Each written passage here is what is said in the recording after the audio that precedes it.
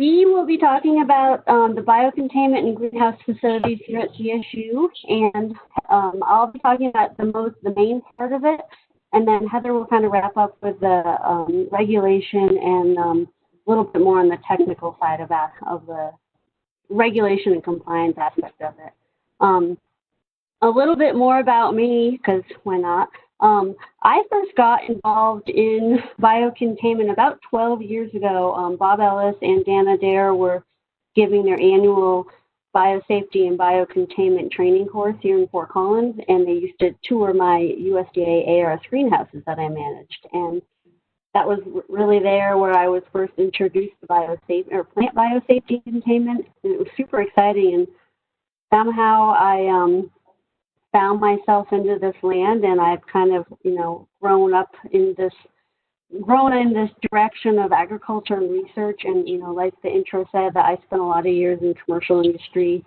So I've really been able to apply the information from all of my past horticultural world into agriculture and research. And not really transferable, but a lot of the information is kind of incredibly helpful. So let's move along. So today, because we can't do a real tour of our facility, we are going to do a little virtual tour of our facilities. We're going to be talking about biosafety levels in the greenhouse land, and also talk about containment strategies and management. We'll really just kind of go into a little bit of everything, and I'm not going to go into a whole lot of detail just because, yeah, well, it's a lot. But, let's see how we go from there. So I will do a little plug, is that biosafety levels, containment strategies, and management. Both Heather and I have really used this book right here, A Practical Guide to Containment, written by Dan Adair and Ruth Irwin. It is a very common book used among greenhouse professionals in the plant containment and plant biosafety land. And Dan Adair, the co-author on this, has been a mentor of mine for a number of years, and he's taught me a lot. But you'll see this book referenced a lot within this presentation, and if you ever are interested in looking at it, there's several free copies online. All right, let's move along. See if we can move along.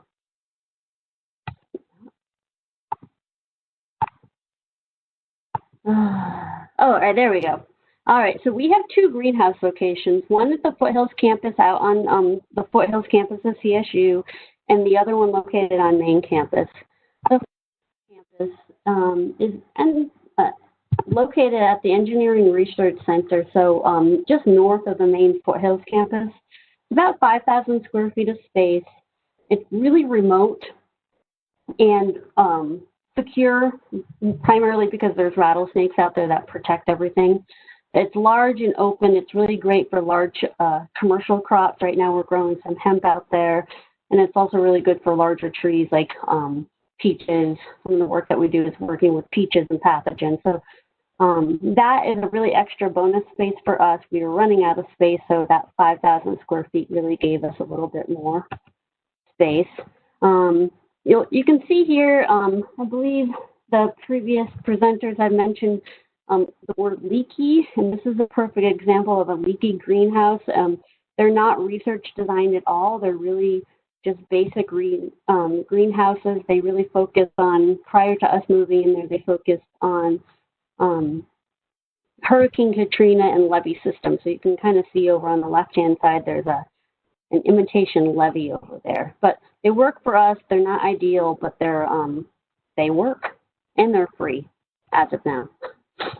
Moving back onto main campus, the plant growth facilities is CSU's most comprehensive research greenhouse facility in all of CSU's system.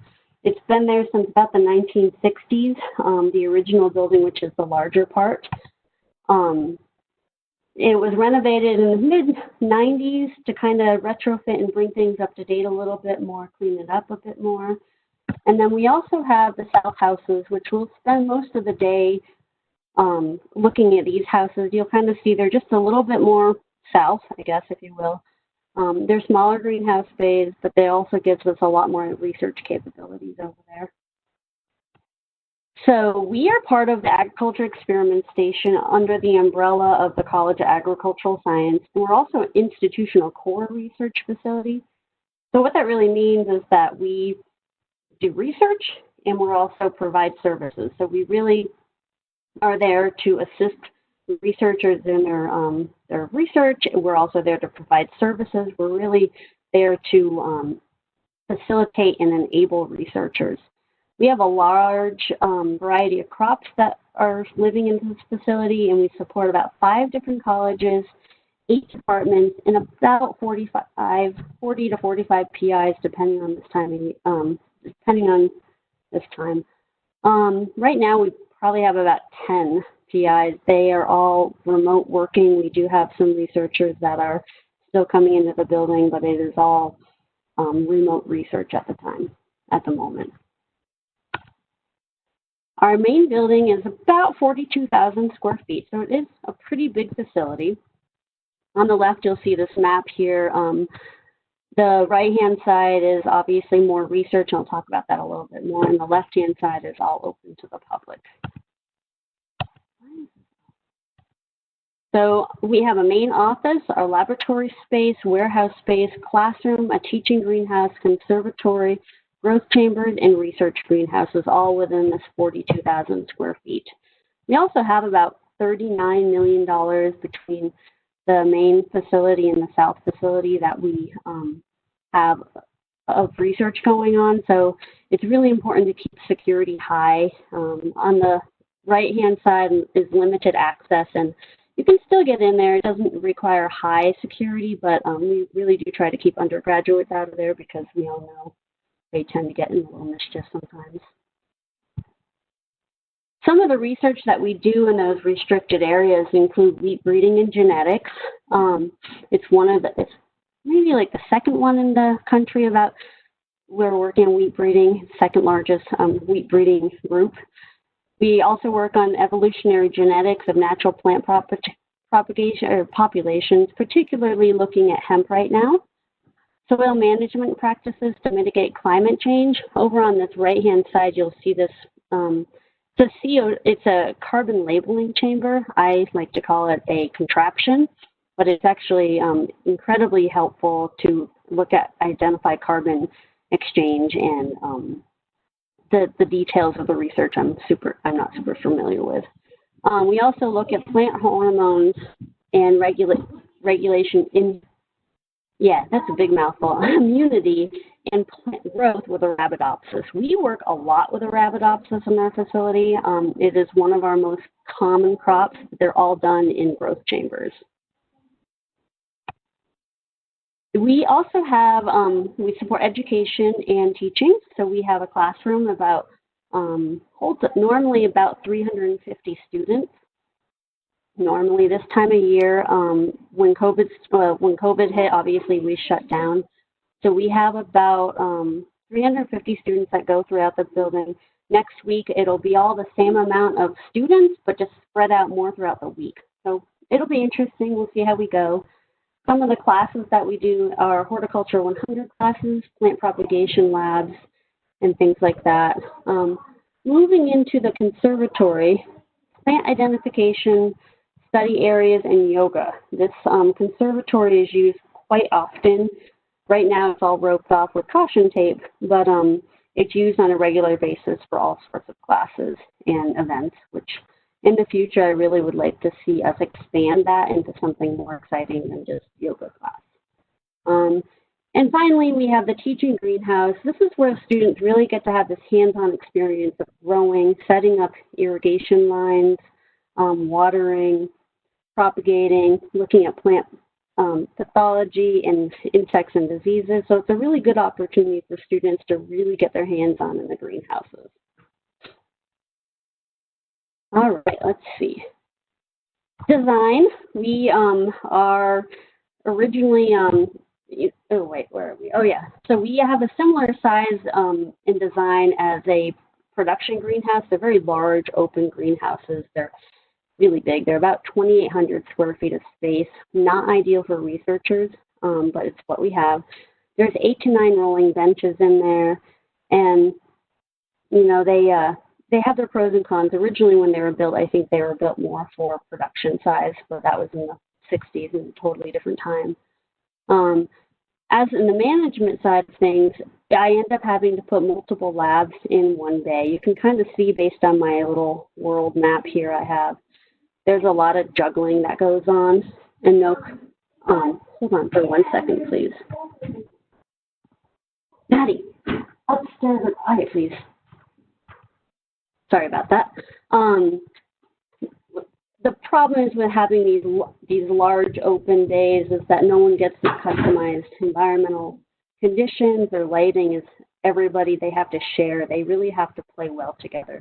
This can really be a challenge with all sorts of things. Organizing space in their crops and pest management is definitely a challenge when one bench will require 0 pesticides, but the other bench requires 0 pests. So this is a really big balance that is a challenge that we struggle with all the time. Moving on to the south houses, these are our south biocontainment spaces, just located on the south, like I had mentioned before.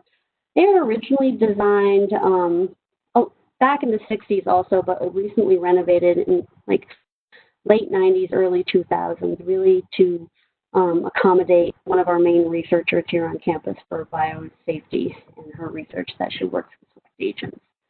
It's about 18,000 or almost 19,000 feet of restricted access research space.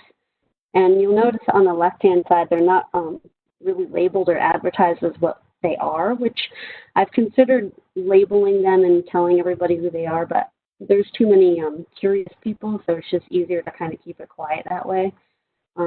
Everyone in this facility is authorized use or authorized personnel only. They all go through a training and they all have to go meet the requirements to get in this facility.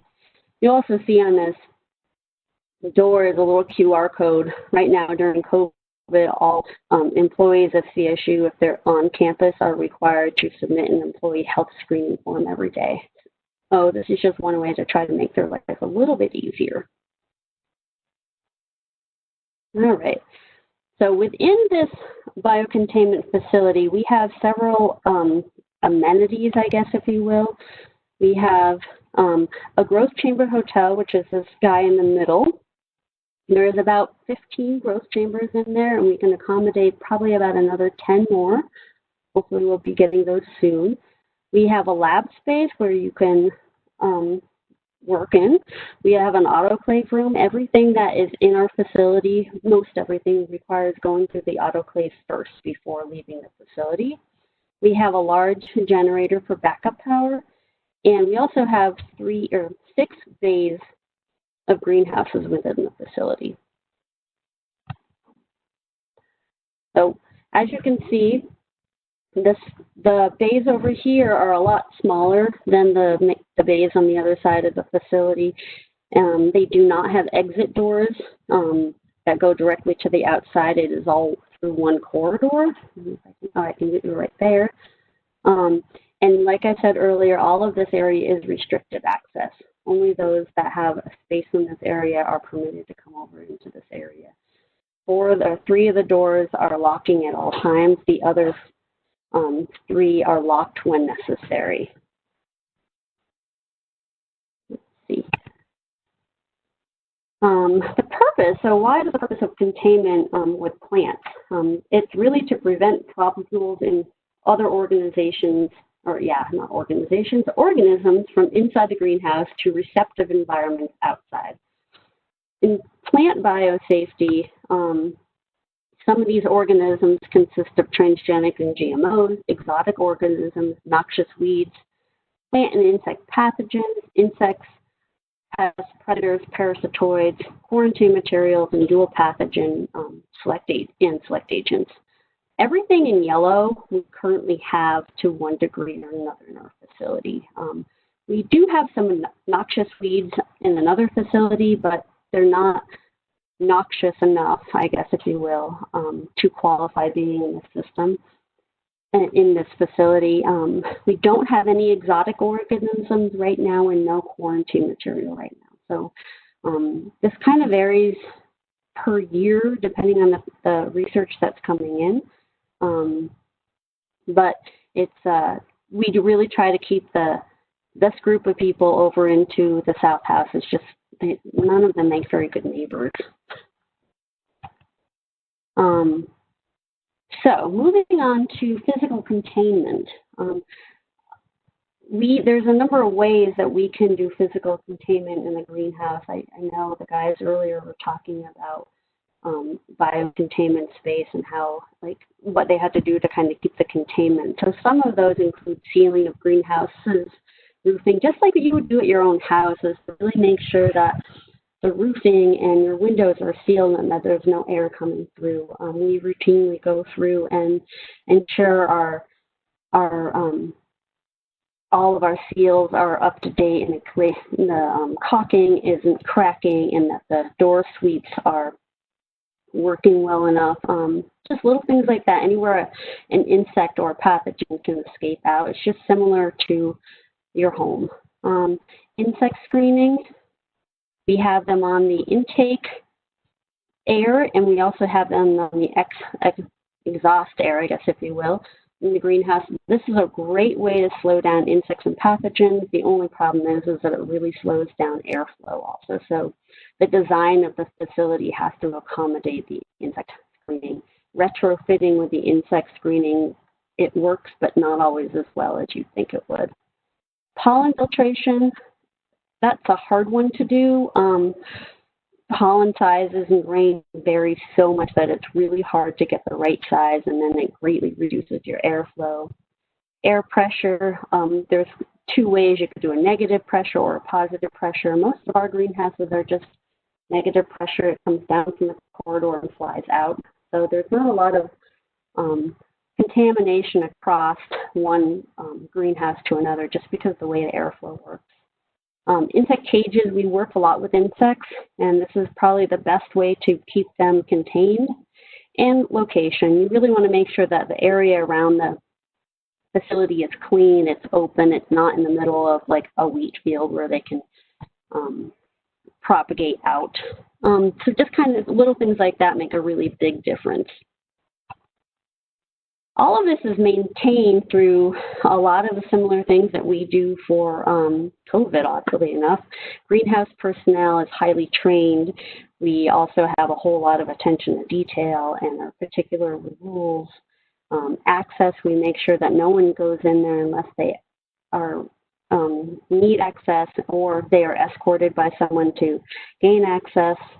In the South Houses in particular, you can't get in there unless you have key card access. So that's another way to reduce the transferring of humans. Apparel and hygiene. Lab coats are always encouraged. When you get to the BSL-2, which I'll kind of go into a little bit more, lab coats are required. Gloves, they're not required in a lot of places, but I like to just provide them just to give it one more level of protection if you need to. No personal items in a greenhouse, such as a purse, backpack. It's just another area that pathogens and insects can attach to and keep going along. Signage, we have lots of signage everywhere. We do try to mix it up a little bit because people get tired of looking at the same signs. Obviously, if it's a regulation sign, we keep it there. Heather will talk a little bit more about that later. Transferring of material. Everything in the greenhouse does not really move. It all kind of stays in the greenhouse. There's not a lot of transferring material, but when it is transported, it's from that growth chamber hotel room that you saw earlier directly into the greenhouse, so it's not actually going outside. So that's another way to keep containment inside. And then finally, termination. Most of our material over there requires autoclaving, so it'll go through the autoclave before disposal, which helps a lot. And other than that, it's really the only method that we use for termination. And again, all of this, the degree necessary, that how hardcore you have to go through, are really defined by the biosafety levels that the research has been defined to. So speaking about that, plant biosafety is similar to plant or lab biosafety. However, it's really focused on environmental protection and not so much the human aspect of it, simply because the plant pathogens don't go to humans rarely. It's such a lower risk. They are still defined as biosafety levels, just like with labs, except it's with a P for plant. So it's BSL level 1P through BSL level 4P. BSL level 1P is defined as the lowest level contamination involving transgenic plants with no evidence that organisms could survive in a spread environment if accidentally released, or they were released, they wouldn't impose environmental risk. Agrobacterium is the most common example that you hear. For us, we have a couple different ones. We have one professor in our biology department who studies the evolution of wild tomatoes through transgenic plant material. She's been working on this for years, and I don't know a whole lot about the research, but I will say if you ever get the opportunity to smell wild tomatoes, they all have very, very unique smells. That's kind of something fun. The Pierce Lab, they recently started working on genome editing technology directly related to Colorado cultivars in wheat and potato. This is important because we have a large population of wheat and potato in Colorado, so it's really important to keep their work contained because if any of it escaped, it would be directly impacting the wheat and potato crops of Colorado. So again, the BSL level 1 requirements, they're all basically what I talked about before. They're limited access, training is required, street clothes are totally acceptable, concrete floors are recommended, which is we have concrete floors, insect screening on openings to exterior, evaporative pad and cooling, experimental material devitalized before disposal, so in our case it's autoclaving, pest management program in place, which is something that we have going on already. So it's very basic level, very simple, very easy to manage.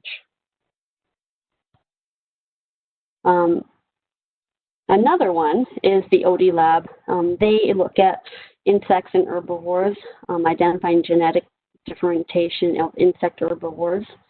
And insect herbivores don't make good greenhouse neighbors, so nobody wants them. So it's really important for us to double contain them. Here you'll see they are in an insect cage inside of a greenhouse. The other thing is that they're only using species-specific insects to plant, so they're not going to jump over to any of the research crops in the other facilities. Moving on to BSLP or 2P, they are transgenic plants and have associated organisms which could be viable in surrounding environment, would have very little impact and easily managed. This can include transgenic plants that are noxious weeds or may be capable of interbreeding, or transgenic research that uses the entire genome.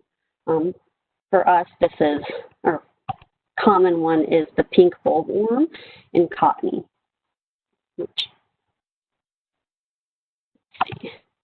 Example of PGS is the Leach Lab.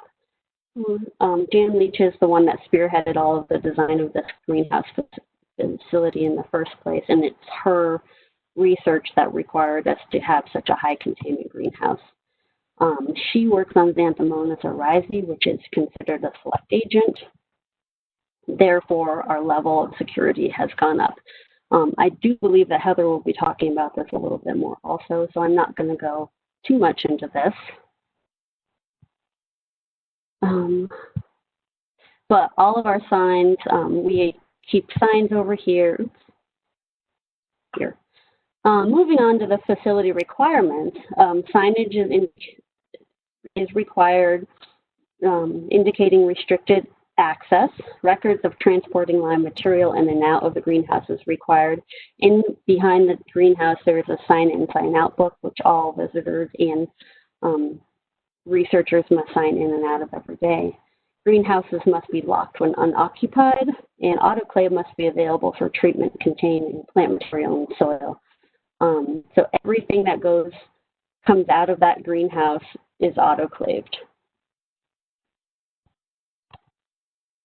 Moving on to BSL-3P, and honestly, we don't manage a lot of this. I've never been in I don't work with BSL-3P plants or anything higher, so this is not my area, and but I'd be super interested in seeing a facility like this. They are transgenic plants, plant pathogens, or organisms that are recognized as potential and significant detrimental impact on the environment. Non-GE plants involving exotic infectious agents capable of causing serious environmental harm, also recommended for transgenic plants containing genes of exotic infectious agents. Mouthful, huh? Example is the Asiatic bacterial canker, Xanthomonas. And some of the requirements for this, obviously, in addition to the other requirements of BSL-1 and BSL-2, it requires pre-authorization for entry, hand washing when exiting, materials leave through double door, autoclave, and airlock chambers. Clothing change is required. Lab coats are autoclaved. Ability to collect and decontaminate liquid waste. Doors are self-sealing. They're also double set locking doors, emergency doors without exterior hardware, air conditioning, HEPA filters, records of all personnel entering and exiting, and maintain containment under loss of power. Prior to the previous presenters telling me about the Maryland, the USDA ARS greenhouses, I also know of the University of Minnesota plant coats facilities that is also a BSL-3. We were supposed to be touring that this summer for a conference, but it got canceled. I will say that out of all of these recommendations and requirements, that we have many of these already in place in our facility.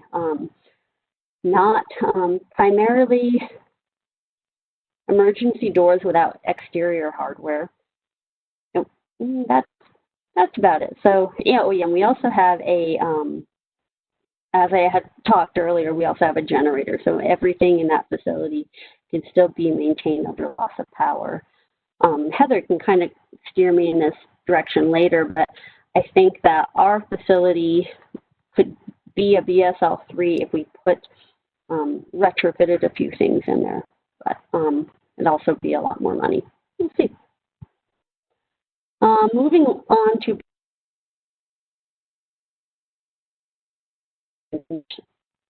infectious agents that are potential serious pathogens of major U.S. crops. Maize streak virus and leaf hopper vector are good examples. In addition to the three other level requirements, visitors are prohibited. Require double doors pass through an autoclave, directed airflow to maintain negative pressure, and annual inspection to test greenhouse tightness. I don't know, maybe one of you guys out there knows about a BSL-4P greenhouse facility. I would be super excited to see it, but I don't know of any personally. So that's a whole lot of information and a whole lot of rules that our facility and our operations have to maintain. And it's not overwhelming unless something goes wrong. Prevention, in my opinion, is always the best management strategy, especially in a greenhouse facility. So all of our, my two full-time staff, they do annual biosafety training, worker protection standard training, and select agent training. I also maintain all of my certifications as well. We have a few undergraduate students, and undergraduate students are not permitted in the select agent greenhouses and the BSL-2 greenhouses, just because of the turnover rate. Yes, they're capable of doing it, but it's just the turnover rate, and they require training for every semester. It gets a little overwhelming. So most of the time, they spend their time cleaning. They clean, and clean some more. They do this on a regular basis. I really like clean greenhouses. So they clean, they sweep and vacuum, they take trash and compost removal out. These days they do a lot of COVID sanitizing. In the summer months, we spend a lot of time deep cleaning with pressure washers, which students tend to really like that. We disinfect with regular detergent. It's nothing fancy. Every now and then, if there is a huge pest population outbreak or a pathogen, a powder and mildew that comes into the facility, we will bump it up a notch with a non-chlorine based disinfectant like Green Shield. And we almost always bake the greenhouses for 2 to 3 days. What this means is you just shut down all the cooling systems on it. You don't increase the temperature, at least in Colorado. Let the greenhouses get up to about 40, 45 degrees C for 2 to 3 days, and that is enough time and temperature to kill anything left over in there. In Colorado, it easily gets up there in a couple hours with the sun. But we really make sure that greenhouses are clean at all times because it just gives it another place for pathogens and pests to linger and create problems. Speaking about that, pest control is always a challenge. Like I had kind of said before, we have a wide variety of crops, and research in pest management can be a challenge. There are a lot of people that want 0 pests, others want 0 pesticides, others can't have other biological insects coming in helping. So our goal is to 0 pests. The only way we can successfully do this. That's not always possible.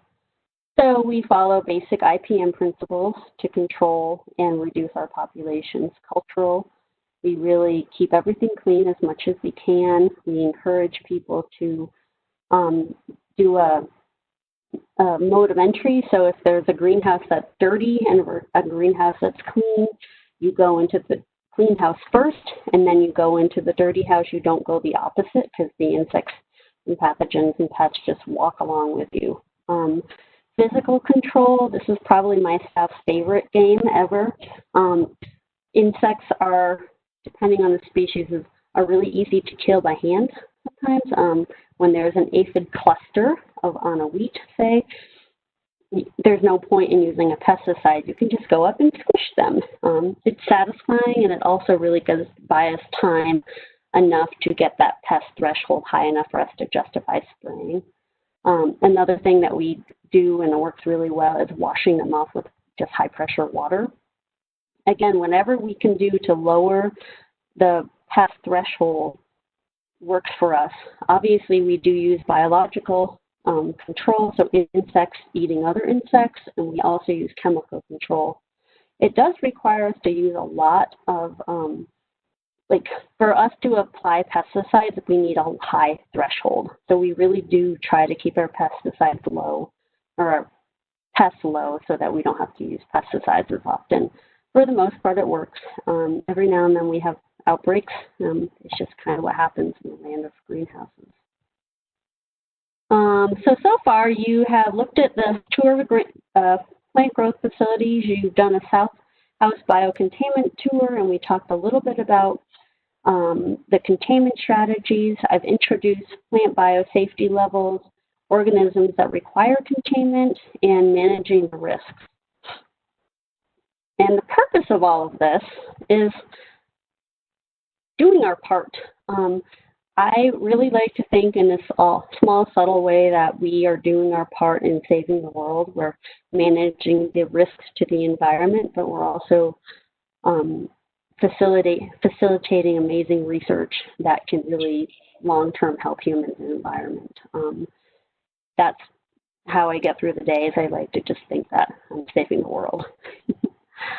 Anyway, with that, I am going to introduce Heather, and it is her turn to speak, and I will also be the slideshow forwarder. Heather, are you ready? I am. Can you hear me? Yep, you're good. Okay. All right, so my name is Heather Blair, and I am not a plant pathogen specialist, and I am not a plant facility specialist either. I use my subject matter experts and associates and colleagues and friends to be able to help me to learn about the plant pathogen side of things. my introduction to plant pathogens was introduced to me in that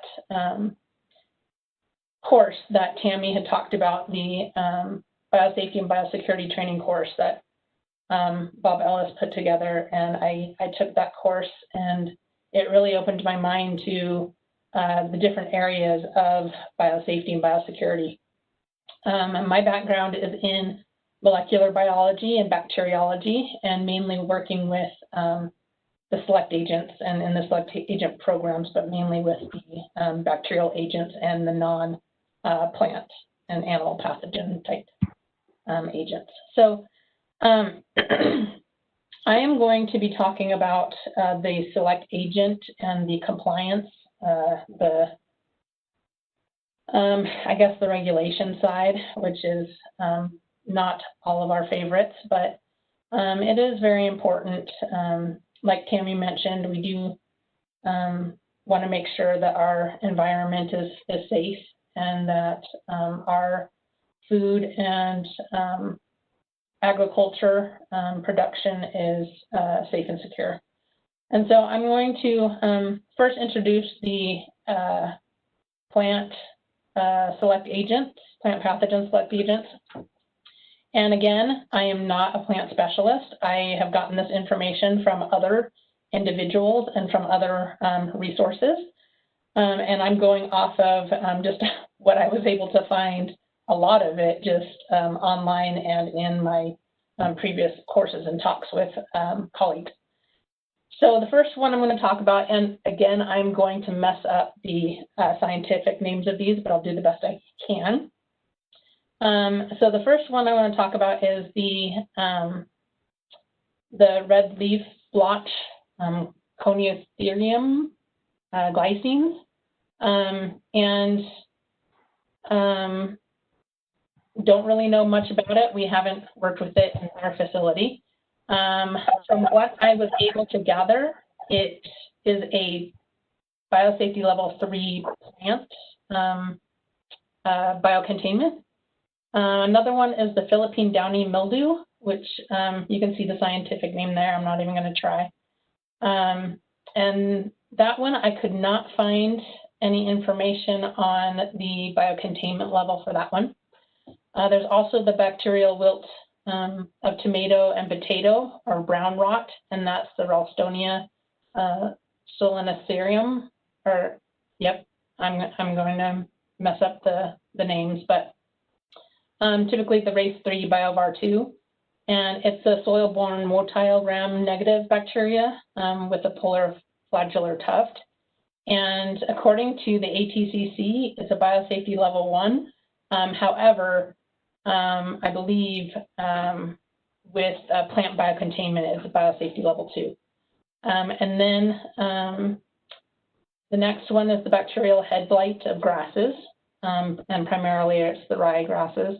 And it's a nematode vectored gram-positive bacterium, and it causes animal poisonings when they're grazing, and it's a huge detriment to U.S. livestock industry, and so that's why it's on the list.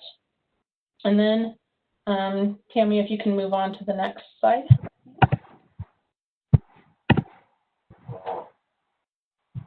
Okay, so then there's the brown striped downy mildew of maize, and you can read the scientific name there. It's a fungal pathogen. It's native to India, and I also, in looking for information, it seems to also be a biosafety level 3 plant containment.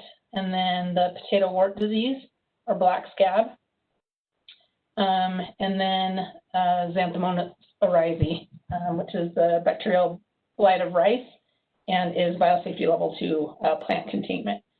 And this is the one that was introduced to me in 2008 when it became a select agent. And we have a professor here that had, I think, one of the world's largest repositories for this microorganism.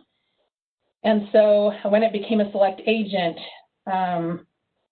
yeah, we both, came together and said, okay, how are we going to make this work? What do we need to put in place? I also just wanted to briefly talk about the biosafety levels and the containment. And I think Tammy mentioned this a little bit, is location. Location is key when you're talking about the biocontainment and what you have in your environment already. For example, here in Colorado, we are about, I believe it's like 1,000 miles away from the nearest rice area. And so that is not really an issue for us. However, if we were in the location where there were rice fields right outside or rice paddies right outside our area, then that may cause more of an issue and a little more containment. So location is also a big thing. Next slide, please. Yep. There we go. Okay. All right, so now I'm going to go into the compliance aspect of it. And again, my background is mainly working with Xanthomonas oryzae, but I wanted to kind of give in general the compliance aspect of biocontainment and greenhouse operations. And so really only authorized personnel should have access to the organism or the infected plants. And so especially with the select agents, you have to have the registration of individuals, and anyone who is accessing any type of infected material, whether it's the soil, the plant, the water, the pathogen itself, is required to be registered for that particular agent. Also, Tammy also talked about how signage is extremely important, including the procedures for entry and exit into and out of the greenhouse and the personal protective equipment that's required, and then the procedures on how to get out of that particular greenhouse. And then standard operating procedures for all aspects of handling that infected material. And then with the select agent program, and also just in general, you need to have plans associated. So Tammy had talked about, if they had a power outage at their facility, they have a backup generator that's available and is on site. You need to have a biosafety plan, a security plan, and an emergency response plan associated with the select agents for the plant pathogens, and then also inventory logs, and I'll talk a little bit about that and how that worked for us when we were beginning and how the process is going now. Next slide, please.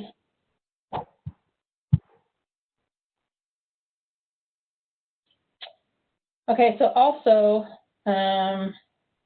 you need to have annual drills and exercises that encompass all of the plans.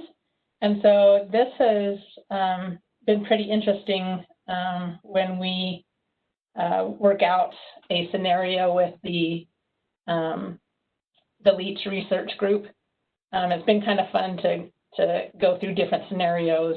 We had a scenario about a tornado.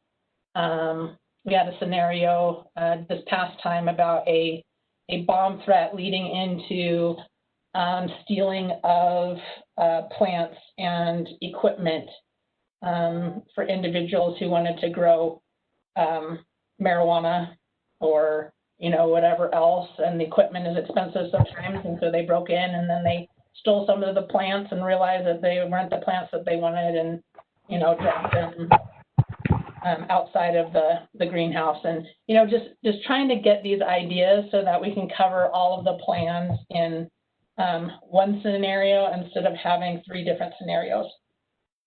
Also, for compliance, you need to have annual trainings. And so there's different ways that we've done this, and so I'll talk about that in a little more detail in a bit. You have to have your equipment and facilities maintenance. So going over the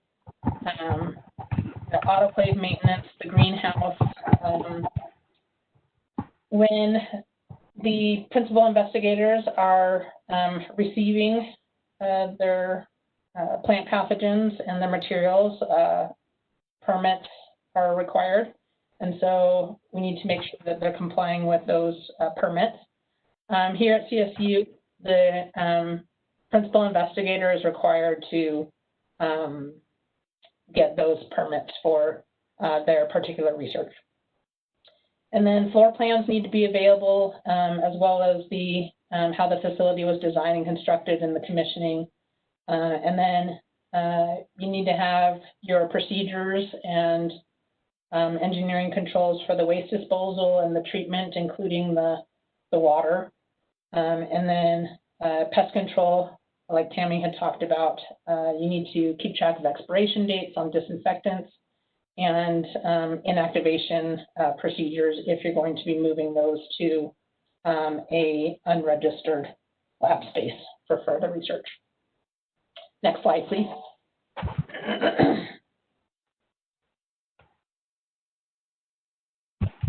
All right, so now I'm going to focus on the signage aspect. You need to indicate that access is restricted to authorized personnel only on that signage, and then it says that and by it, I'm talking about the a practice to containment from Dan Adair and Ruth Irwin, as well as the select agent regulations. And so signage indicating the organisms that pose a risk to local ecosystem or agriculture needs to be posted if applicable. However, you do not want to post the organism, that's a select agent or an organism that could be sensitive.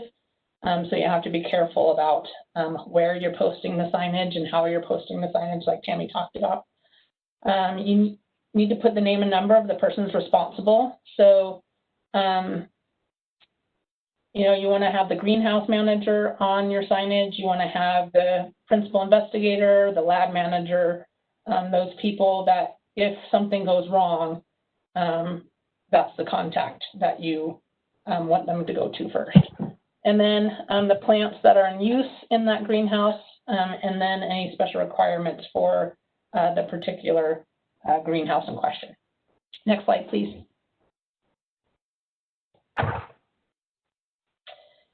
Okay, so I talked about those emergency contact numbers. You also want to have signs on the plants and the organism containers indicating whether they're transgenic or they're not. Controls that may be implicated with the specific plants and the genetic modification of the plant or the pathogen used with the plant. And then markers or signs for any spatial separation or boundaries. So Tammy had talked about how in some of their bays, they have to put multiple, researchers with multiple different types of projects going on at the same time. But when you're working with select agents, you also have, plants that are not infected yet, and then you have plants that are infected, and then you have the different types of rice, and so on and so forth. And so you really have to indicate where things are located, what projects they are, and then make sure that they have that separation in the boundaries as applicable. Next slide, please.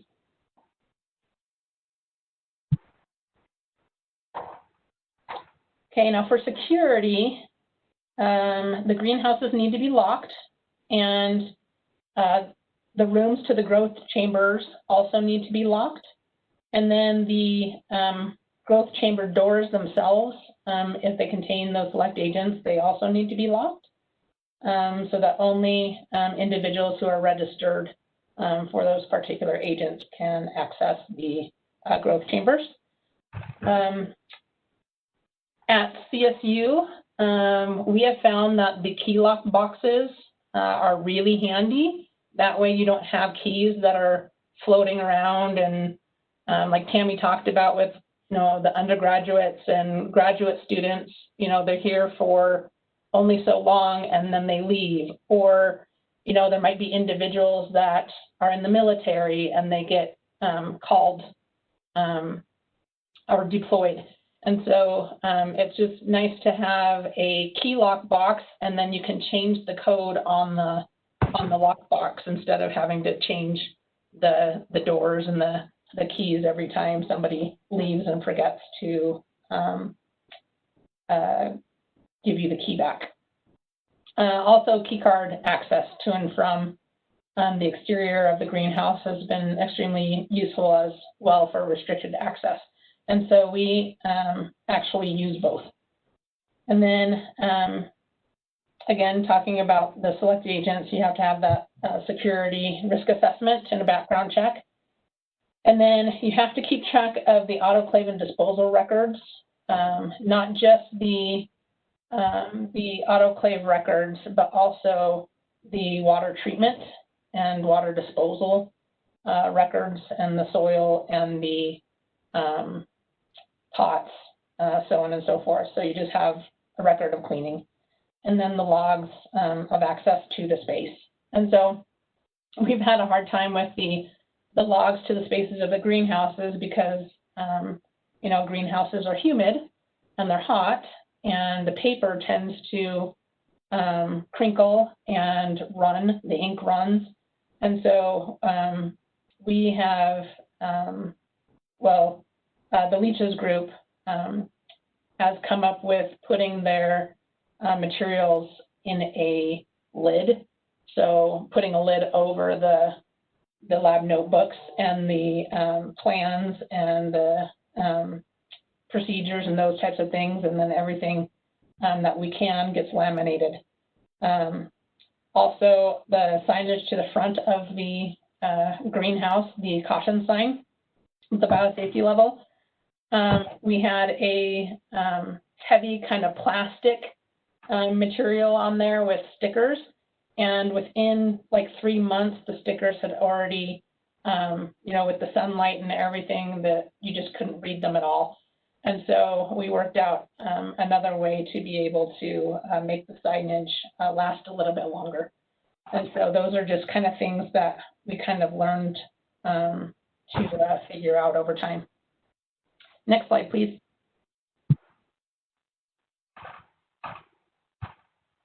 Okay, also, it's nice to have inspection checklists to ensure the physical, biological, and management requirements are met, and that things are getting put on a schedule, whether it be monthly or daily or yearly, so that we can, you know, keep track of things. Also, it's for containment and security of those plants and pathogens. And then the inventory of the plant and infected plants and the pathogens. We have your typical selected agent log sheets for your long-term storage. So your cryo vials and lyophilized vials.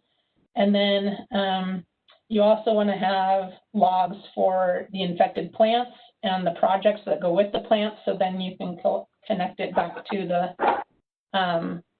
the long-term storage and the inoculation, and then to disposal. So again, adding that project number to those autoclave runs, that really does help to keep track of where things are at and where things were started, and then where it got destroyed at the end. And so I can't emphasize that enough. Link your projects to your infected material, and that'll save you a whole lot of time and frustration. Next slide. Okay, so here at CSU, we have the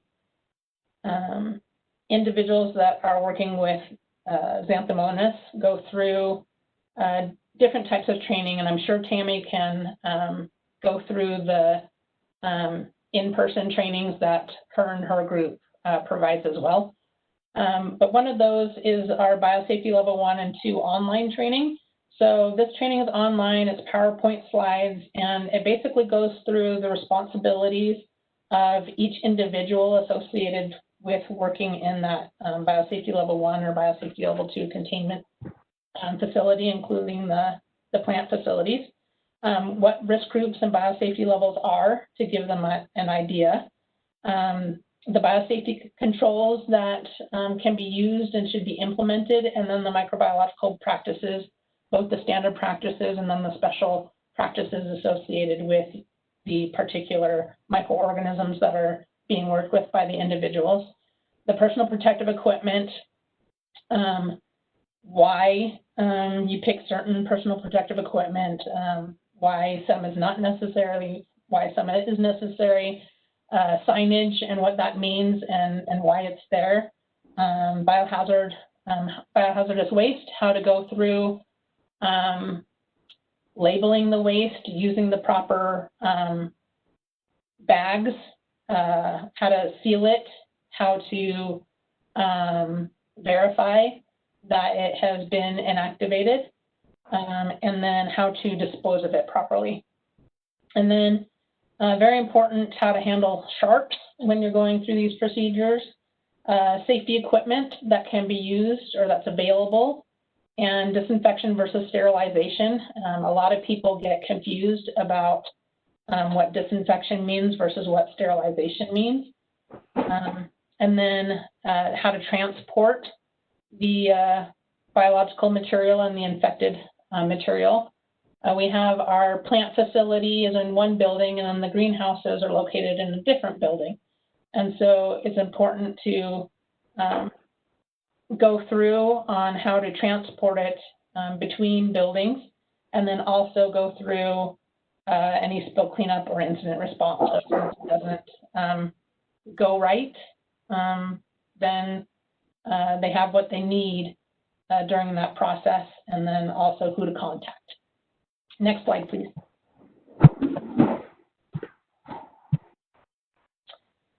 Okay, so then we also will go through an in-class biological safety cabinet training. And so what this training goes through is we have the first part of the training is a PowerPoint slide on the differences between pieces of equipment that are called hoods and pieces of equipment that are called biological safety cabinets. And then once we explain the difference, because people do get confused, especially I've noticed with individuals that work in biosafety level 1 type laboratories and work with plant pathogens. No one has ever provided them with training on what chemical fume hoods do, what laminar flow hoods do, clean air benches versus biological safety cabinets. And so we go over those differences, and then we talk about HEPA filters themselves and how they work in the different types of biosafety cabinets and then the laminar flow hoods. And then we also go into the 3 classes of biosafety cabinets and how they can and cannot protect the sample, the environment, and or the personnel that's working in the cabinet. And then we go through how specifically the class 2 biosafety cabinets function, because typically here at CSU, if the lab has a biosafety cabinet, it's typically a class 2 biosafety cabinet. So that's what we will go ahead and focus on for the hands-on portion of the training. So we first go on about how the biosafety cabinets work, so the ins and outs of the biosafety cabinet, and then we go into how to use them and how, if you use them properly, they can the class 2 biosafety cabinets can provide 3 types of biological protection for the environment, for the individual, and for the sample itself, the product. And then what equipment should not be used in the biosafety cabinet and why we don't recommend using certain pieces of equipment like ultraviolet light and Bunsen burners and those types of things. And then we go through how to properly set up a biosafety cabinet, how to work in it, how to take it down, how the air flows in the cabinet, what happens when you block your air vents, and how you lose protection and containment. And then we go into, once we've gone through all that, then we'll go through 3 different kinds of spills that can happen in the biosafety cabinet and how to clean them up safely, including how to take down the biosafety cabinet and clean underneath that work area. Next slide, please.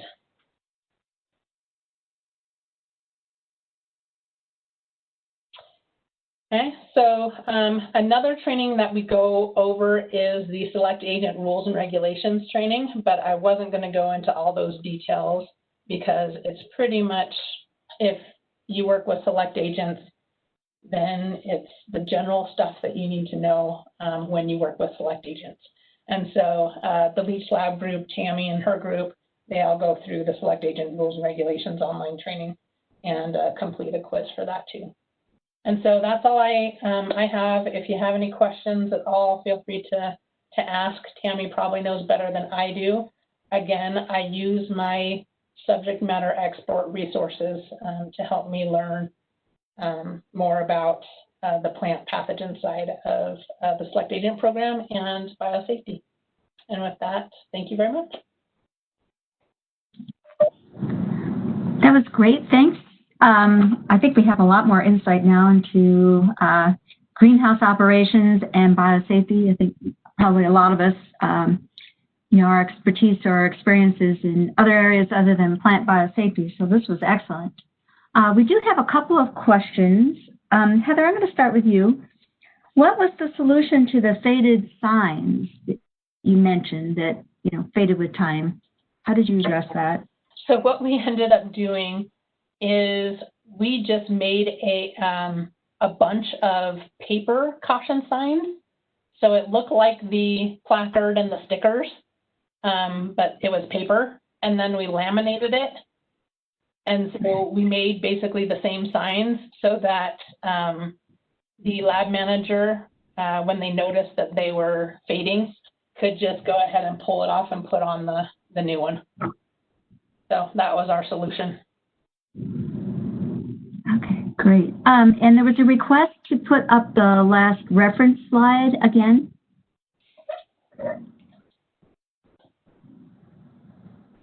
Okay, perfect. And so, similar to that, Tammy, this question is for you. Could you please provide the name of the book that you mentioned at the beginning of your presentation and who the authors are? And it may be part of this reference. In fact, I think it is. Yep, it's right there. It's the first reference there. So the Practical Guide to Containment. Okay, perfect. All right. Let's see, are there any other questions? Okay, I'm not actually seeing any. There are actually a couple more questions. Okay, perfect. So does the Select Agent research at CSU not require BSL-3 containment? Can you hear me? This is Heather. Yes. Yes, that is correct. We do not do biosafety level 3 plant containment. It's biosafety level 2 plant containment only. Even for your Select Agents? Yes. And then question, do you have a general gas decon system for the greenhouse spaces that house Select Agents? So we could. We have access to both the chlorine dioxide system and a vaporized hydrogen peroxide system, but we have never had to use it for the greenhouse. Like Tammy said, the best way is just to let the sun do its job and wait a couple days. Okay. If I can hop in real quick on that too, is the Xanthomonas, from my understanding, is a very weak pathogen, and it can't survive on its host or without its host for very long. So once if it leaves the facility, it dies really quickly, at least from my understanding. So I think that's one of the reasons why that the extra precautions are not taken. It's a very weak pathogen. Also, we don't have any rice fields anywhere near Colorado. So that's another reason. Weak pathogen, and there is no source for it to go. And then there was one more question. Can you comment on soil alone versus soil plus plant containment? And can BSLP requirements be applied to soil research?